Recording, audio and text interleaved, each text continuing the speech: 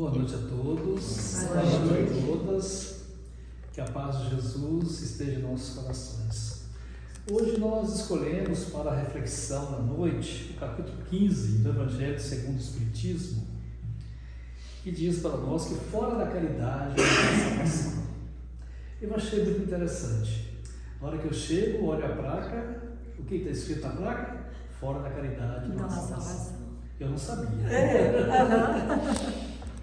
Então, só para contextualizar, Jesus estava falando daquela passagem do grande julgamento, Ele dizia assim: ora, quando o Filho do Homem vier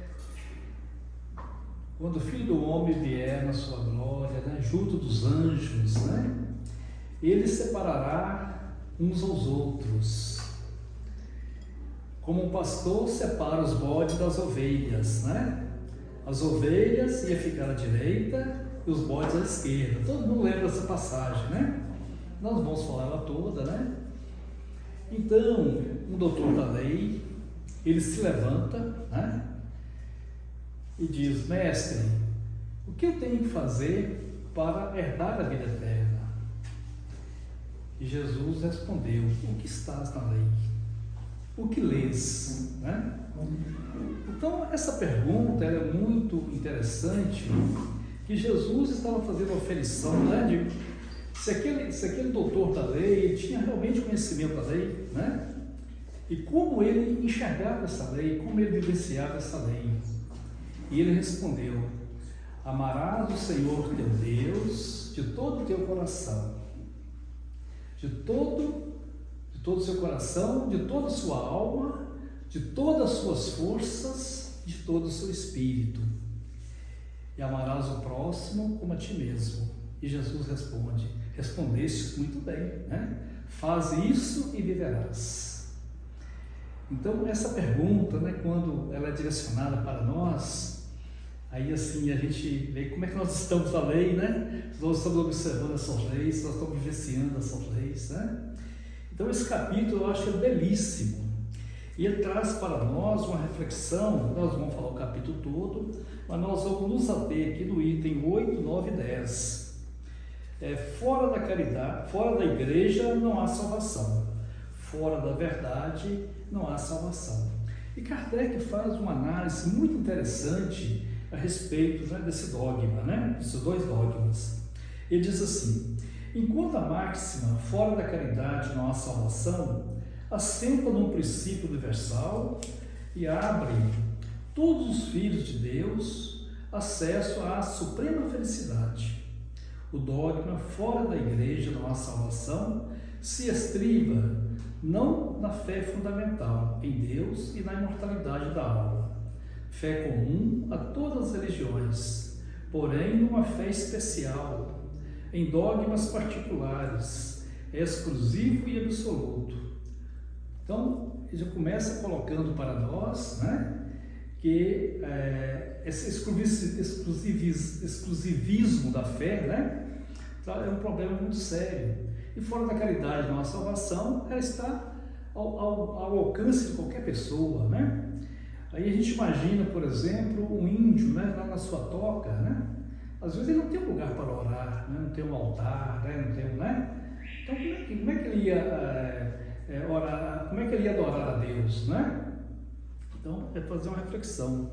É interessante, nós vamos observar também que essa liberdade que a fora da caridade na salvação nos dá é muito importante, Então, ele continua assim: longe de unir os filhos de Deus, separa-os, em vez de incitá-los ao amor de seus irmãos, alimenta e sanciona a irritação entre sectários de diferentes cultos, que reciprocamente se consideram malditos na eternidade, embora sejam parentes e amigos esses sectários, desprezando a grande lei de igualdade perante o túmulo. Eles os afastam uns dos outros, até no campo do repouso. Então, essa condição aí, o que acontece? E realmente separa os filhos de Deus, porque geralmente às vezes não tem no seio da própria família, um tem uma religião, outro tem outra, Então, ao invés de unir, né, separa. É interessante quando ele coloca aqui que até na eternidade, né, que a lei de igualdade, a morte nos iguala, né? É uma lei que nos coloca todo mundo na mesma condição, né? A diferença é que dependendo do gênero de morte vai depender o quê? De como cada um usou a vida, né? E vai ter o gênero de morte, né? De acordo com o seu merecimento. Evidentemente vai ter um lugar no plano espiritual, né? De acordo também com como ele vivenciou a lei de Deus aqui no plano físico, né? Se ele fez todo o bem que podia, né? Ou se ele complicou perante a lei, né? Então no plano espiritual, mas esses irmãos até lá, quem participa de reunião mediúnica aí sabe, né? Muitas vezes os muçulmanos, né? Ou mesmo hebreus e cristãos, né? Tem ainda essa separação ainda, né? Até hoje, quantas guerras foram feitas, né? Quanta discórdia trouxeram, né? Então, fora da igreja de nossa salvação, esse dogma trouxe muito problema para a humanidade, né? A máxima fora da caridade de nossa salvação consagra o princípio da igualdade perante Deus e da liberdade de consciência. Olha, totalmente diferente, né? Quer dizer, a liberdade de consciência. Então, como é que está a nossa consciência, né? Como é que nós estamos agindo? Nós temos liberdade de agir conforme a nossa consciência? Então, isso aí para a gente pensar também no não julgamento, né? Muitas vezes, né? Nós já conquistamos um comportamento melhor do que o dos outros. Às vezes, quando a gente vê um comportamento adverso ao nosso, né? Logo a gente pensa, eu não faria isso, por que o fulano está fazendo isso, fazendo aquilo? Ele está agindo de acordo com a consciência dele, né? Deus deu essa liberdade dele de pensar, de agir, né? É claro que as consequências de cada ato, né, é do próprio espírito, né? Ele vai ter que ajustar perante as leis do tempo e do espaço, né? Quanto tempo vai durar, não sabemos, né? Mas Deus deu essa liberdade de consciência. Então, sempre é bom a gente fazer essa reflexão para não cobrar dos outros, principalmente aquilo que nós ainda não conseguimos em nós, né? E às vezes nos pegamos, né, fazendo esses julgamentos. Tendo por norma, todos os homens são irmãos, e qualquer que seja a maneira por que adore o Criador, eles se estendem as mãos, oram uns pelos outros. Então, de uma maneira geral, nós os espíritas, por exemplo, já não que nós somos melhores do que os outros, mas nós já temos essa consciência que todas as religiões são boas, que todos nós somos filhos de Deus, e fazemos parte de uma grande família universal, não é? Nós já temos essa consciência.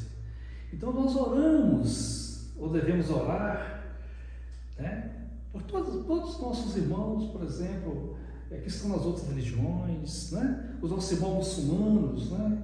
Que às vezes, da maneira deles, são livres para fazer isso, mas às vezes em relação ao que nós aprendemos, né, no cristianismo, né, eles agem de forma muito diferente do que está na lei, né? Mas é o processo evolutivo deles, nós vamos ainda falar sobre isso, né? É um processo, né? O aperfeiçoamento é um processo, né? Então, com o dogma fora da igreja na salvação, anatematizam-se e se perseguem reciprocamente. Então, anatematizam-se, ou seja, são argumentos falsos, criam argumentos falsos, né? E se perseguem reciprocamente, vivem como inimigos. E a gente observa isso, né? No seio das religiões principalmente, né? A gente vê assim até com certo pesar, né? Porque nós já estamos no terceiro milênio, né? Nós já deveríamos nos respeitar mais, né, mutuamente, né? Mas conforme dissemos, é um processo ainda que nós estamos passando, né? O pai não pede pelo filho, nem o filho pelo pai, nem o amigo pelo amigo, desde que mutuamente se consideram condenados sem remissão. Pois, um dogma essencialmente contrário aos ensinamentos do Cristo e à lei evangélica. Tranquilo, né? Você vê que aí ele coloca aqui, eu achei muito interessante, o filho não pede pelo pai, o pai também não pede pelo filho. Porque porque às vezes um é de uma religião, outro é de outra. E um condena o outro por participar de tal religião, não é isso? Às vezes acontece isso. Aqui no Brasil a gente não tem isso, mas em outros países tem, né? O filho é cristão, por exemplo, né? Aí os pais, né, condenam o filho porque ele é cristão, porque às vezes os pais são israelitas, são hebreus, né? Segue a Torá, né? A gente lembra, né, de Paulo, quando ele vai na casa do pai dele, né? Do Sadoc, né? Vai na casa do pai dele e achando que ali ele ia ter guarida, né? E o pai o coloca para fora, né? Quando ele falou, né, dos seus propósitos de seguir a Jesus, né? Então ele sai dali, né? Assim, sai e vai para o meio de uma mata, atravessa uma mata, aí ele deita, tem um sonho, né? E vai encontrar com Abigail e tal, e Estevão, né? Todo mundo que leu Paulo Estevão lembra dessa passagem, né? A gente sempre está trazendo só para ilustrar aqui como que era isso, né? E no tempo de Paulo era muito arraigado ainda as cristalizações na religião. Hoje eu não sei como é, que eu não tenho conhecimento daquela região.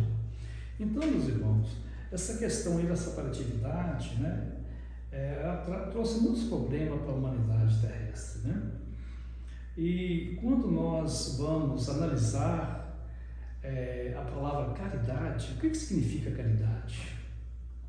E Kardec, na questão 886 do Livro dos Espíritos, ele pergunta aos espíritos superiores: qual é o verdadeiro sentido da palavra caridade?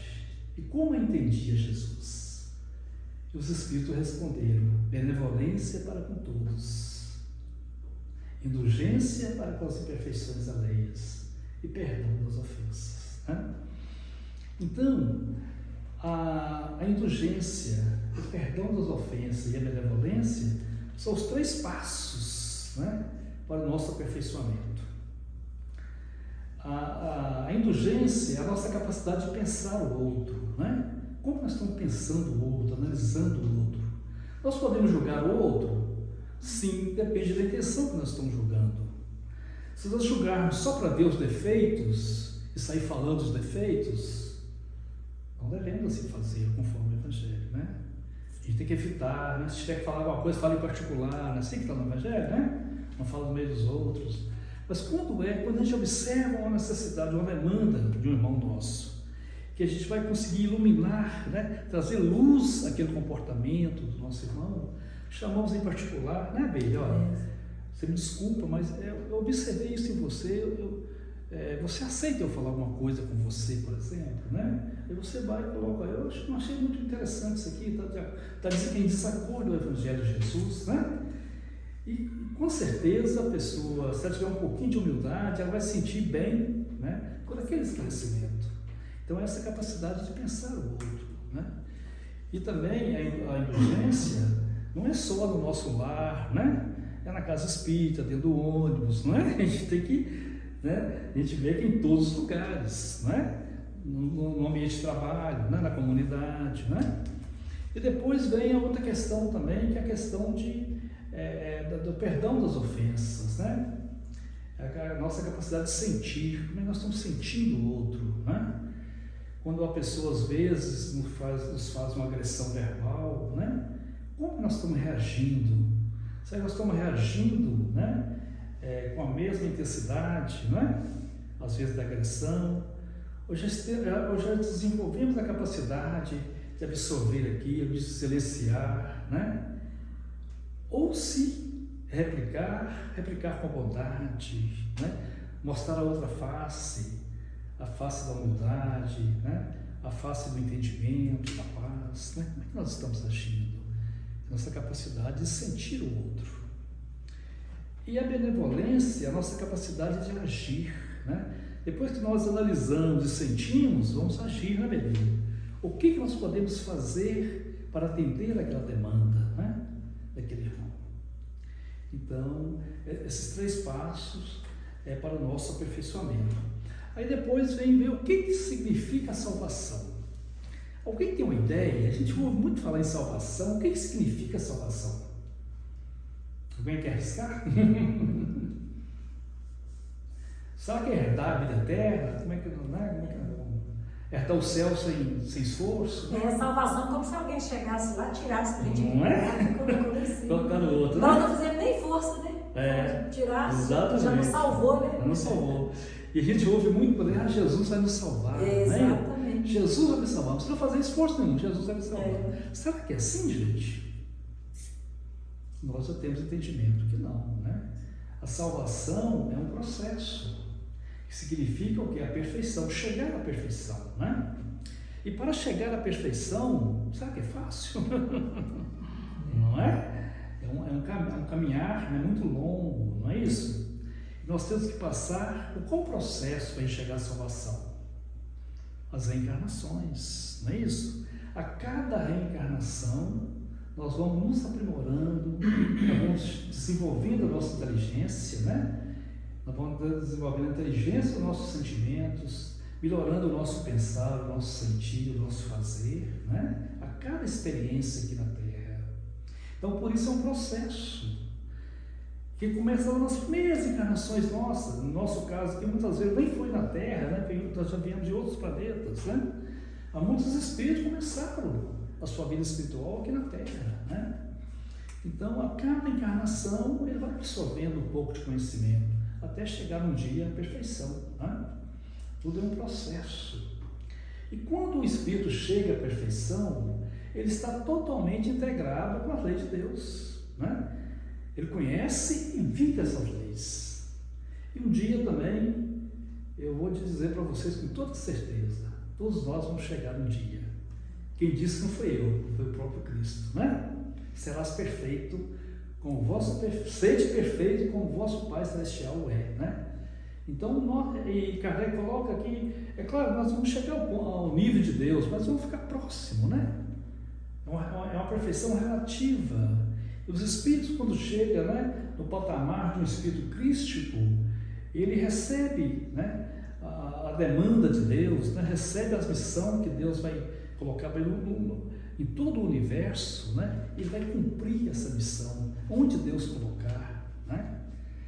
Então, a satisfação dele, a felicidade dele é de servir a Deus. Quando a gente lembra no Evangelho, quando Cristo fala, né? A minha comida é servir o meu Pai. Que comida é essa, né, gente? Será que a gente, né? Então, a gente é muito pequeno ainda para compreender isso, mas um dia nós vamos compreender, né? Essa grandeza de Jesus, a sabedoria de Jesus. Então, já falamos os passos aí, né, o que significa. Agora vamos fora da verdade não há salvação. E Kardec coloca que esse dogma equivale a fora da igreja não há salvação, né? E seria igualmente exclusivo, porquanto nenhuma seita existe que não pretenda o privilégio da verdade. Seria outro problema, né? Que toda seita queria ser dono da verdade, não é? Então, a detenção da verdade, todo mundo gostaria de ter, né? E a gente ouve por aí, né? Aqui está a verdade, aqui está... Mas o que é a verdade? Né? O que é a verdade?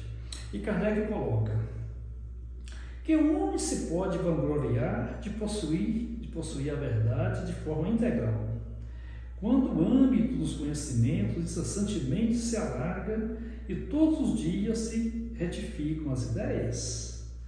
Ou seja, o que nós tínhamos muitas coisas como eram verdades, né?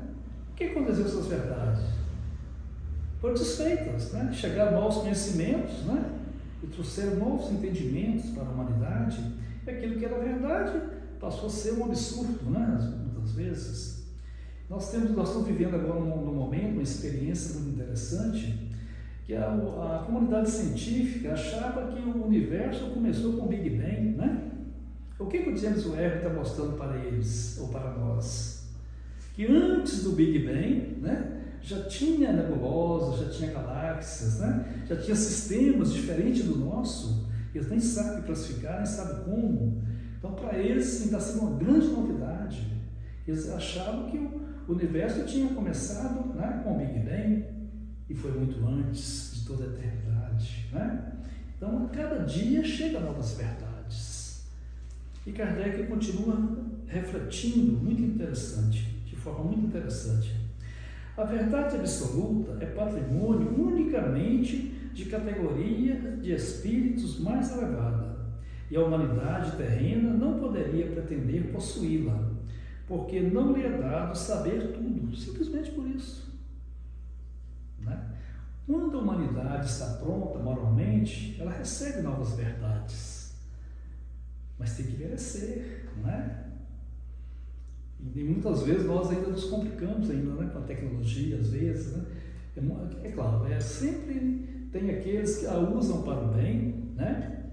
Para o bem da humanidade, e aqueles irmãozinhos que estão aprendendo, né? Porque o joio não tem que, né, crescer junto com o trigo, né? Nós temos que entender também esse processo, né? Não jogar pedra, né? O joio está junto com o trigo, né? O joio um dia vai ser trigo também, né? Embora vai demandar algum tempo.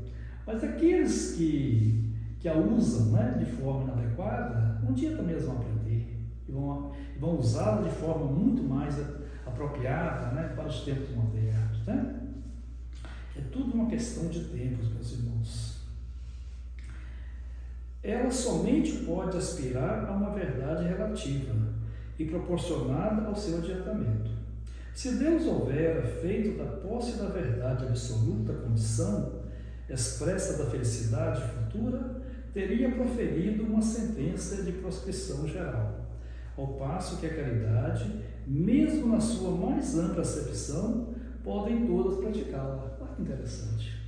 Né? Embora a verdade é patrimônio de poucos espíritos, né? A verdade absoluta, né? Que são os espíritos superiores, né? A detém, já a caridade está ao nível de todos. Não precisa ser sábio para praticar a caridade. Olha que interessante essa posição, né? Então, qualquer um de nós, na posição que nós estivermos, nós podemos praticar a caridade, né? Eu quero nos salvar através dela. Porque só nos será cobrado aquilo que a gente dá conta de fazer, não é assim? Deus, na sua bondade e misericórdia, né? Ele não vai cobrar mais do Geraldo do que da abelha, né? Então, de acordo com o que você recebeu, você será cobrado. E é muito justo, né, gente, isso, né? A justiça está aí, né? A quem mais foi dado, mais será cobrado. Nossa, estudo da consciência. Né? É interessante a gente observar isso. Agora ele coloca assim: o Espiritismo, de acordo com o Evangelho, admitindo a salvação para todos, independentemente de qualquer crença, contanto que a lei de Deus seja observada, não diz, fora do Espiritismo não há salvação. E como não pretende ensinar ainda toda a verdade, também não diz, fora da verdade não há salvação, pois que esta máxima separaria em lugar de unir e perpetuaria os antagonismos. Olha que interessante o Espiritismo trazendo essa luz para nós, né? Então, independente da crença. Então, nesse sentido, mesmo o ateu, né? Ele pode chegar à salvação, gente? O ateu pode chegar à salvação? As boas ações. Com as boas ações, né? Se observar as leis e vivenciar essas leis, ele pode chegar à salvação. É interessante a gente observar isso, que às vezes o ateu, não é que não acredita em Deus, muitas vezes. Ele não acredita porque às vezes a forma que foi ensinada para ele, né? A acepção de Deus, ele não concorda, né? Que é Deus vingativo, por exemplo, né? Então, aí está um grande trabalho do Espiritismo de mostrar o Deus verdadeiro, né?